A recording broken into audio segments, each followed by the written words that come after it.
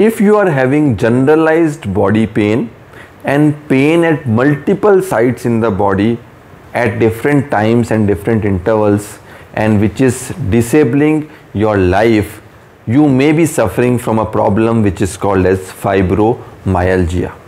It is a very common illness seen in about 2 to 4% of population, a large number. This problem is more commonly seen in females, about twice as common as males, and it does have some genetic predisposition. The characteristic features of this problem are: you have generalized body pain at multiple sites for a duration more than 3 months. You don't have any other medical illness to whom you can ascribe this painful condition, and you have pain all over the body at multiple sites. Now, American College of Rheumatology criteria has 18 tender spots on the body, and if you are painful on pressing more than 11 of these spots, you are suffering from fibromyalgia. These spots are on the 2 spots on the back of your head, on the nape of your neck, on the shoulder, in the back, on your hip joint, in front of your neck, on the chest, and in the abdomen. So there are 18 spots, and if more than 11 of these spots are tender, then you are suffering from fibromyalgia. Friends, this problem is very commonly labeled as a psychiatric or a psychological problem, whereas it is not. It is a pain disorder. It's a central pain amplification disorder. Basically what it means is that the pain receptors in your body becomes overactive, and hence you perceive lot of pain at different places in your body. So it's a pain signal or pain receptor disorder. Now this problem will lead to painful spots or painful locations in your body. That is number one. It can also lead to a chronic fatigue kind of a syndrome. You may feel weakness or fatigue all through the day. The problem may cause stiffness or soreness, specifically in the morning and after the sleep. You may have problems in memory. You may have problems in remembering things, and you may have problem in doing things, and this is called as fibrofog. So it's a fibromyalgia variant which is called as fibrofog, in which you are mentally blocked to do some things, and you develop loss of memory. You may also have a restless leg syndrome. So when you sleep in the night, you will just move your toes, move your foot, move your legs. This is called as a restless leg syndrome. And apart from these painful conditions, it may have other systemic features also, like you may have an irritable bowel syndrome. You may go to stool multiple times in a day. That is called as irritable bowel syndrome. You may have irritable bladder syndrome. You may go to pass urine multiple times in the day. You may have headache, and this headache can be like a migraine, or it can be like a tension headache. You may have pain on the temporomandibular joint, here in this area when you are eating. So when you are eating, this joint will cause severe pain. You may have problems related to anxiety, mood disorders, depression. You may have a postural tachycardia, that is your heart rate or heartbeat increase when you sit up. You may have dry mouth, dry nose, dry eyes, and you may have cold sensitivity. So these all problems you may have because of this condition.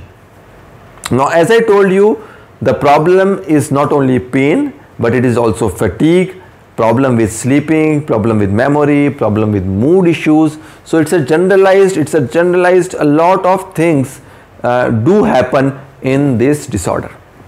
Now there are 2 scores which you must remember. One is a widespread pain index, that is WPI, and there are 19 locations in the body, and if more than 7 locations are painful for a period of more than 1 week, then you have a positive score, that is a positive widespread pain index score. The other thing is the symptom severity score, that is SSS, and if the symptom severity score is high, then even if you have pain at less areas, then also it is suggestive or it is significant. Now this disorder can be identified if you take into consideration all the facts that I have told. But what about treatment? What you need to do, what you need to prescribe to treat this disorder or treat this condition. Now this disorder or this condition needs a multimodal approach of treatment. Medications is just a part of it. As far as the medications are concerned, it should be taken only under medical supervision. Pain medications, painkillers can be prescribed as and on required. You may prescribe either an opioid medication or a non-steroidal anti-inflammatory drug occasionally. The other drugs specifically which acts on the fibromyalgia are duloxetine and amitriptyline. These are basically the antidepressant group which makes your mood elevated and relieve your pain and generalized fatigue as well. Now these medications may have some problems like dry mouth, like weight loss, like problem related to weakness or sleep disorders, inability to sleep or sleeping more. So these are different problems that these medications can cause, and these medications should not be taken without a medical prescription. The other medications which are helpful are pregabalin and gabapentin. These are neuromodulators and these affects pain receptors to decrease the pain threshold of the body. So these are helpful. Again, these are to be taken only under medical prescription. They can cause laziness, lethargy, increased sleep, weight gain, number of medical issues they can cause, so that they should be taken only under medical supervision. There are some other drugs like Minacipram, there are many other drugs, but these all drugs, all medications should be taken only under medical supervision. The second arm of treatment is exercise and physiotherapy. These are very important. You need to do regular exercise, walking, you need to do your mobility exercises, you need to move yourself, you need to walk, you need to do aerobic exercises, pilates, jumping exercises. All kind of exercises are useful. Deep breathing exercises, yoga, pranayama are very good for you. Cognitive behavioral therapy. So these are all sort of psychological treatments. They also have some role in treatment of this disorder. Now, as I have told you that this disorder has multiple tender spots all over the body. So treatment modalities like acupuncture, like massage therapy and chiropractic therapy have a lot of role in this particular treatment, because if you do like massage, if you press your tender spots, then it will be helpful in many cases. Specifically, you can do massages, local massage, deep frictional massages. These are all very helpful therapy. To release your stress, you need to relax. You can use all kind of relaxation modalities. A good sleep is very essential. A deep sleep is very essential. A good time of sleep and depth of sleep will improve the problems of fibromyalgia. Also, very important is you need to educate yourself. You need to understand the disease and you need to feed yourself that I need to improve and I will improve with taking all these modalities. So that is very important part of the treatment. And a very important part of the treatment is you should think of future.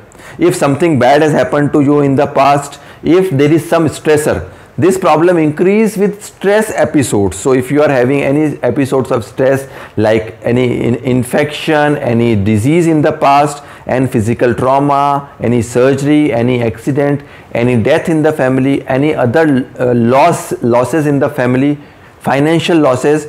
So post-traumatic stress disorder will increase this problem. So what you need to understand is you don't have to think about the past things again and again, and you need to think about the future. You need to think about good things. You need to develop a positivity in your attitude. So if you do these all things, then this problem you can overcome it just with medications, your lifestyle modification, healthy lifestyle, and following all those small simple steps that I have described. So friends, if you have any more questions regarding fibromyalgia, you can contact us on the comment box. Please do subscribe to our channel Advanced Hospitals.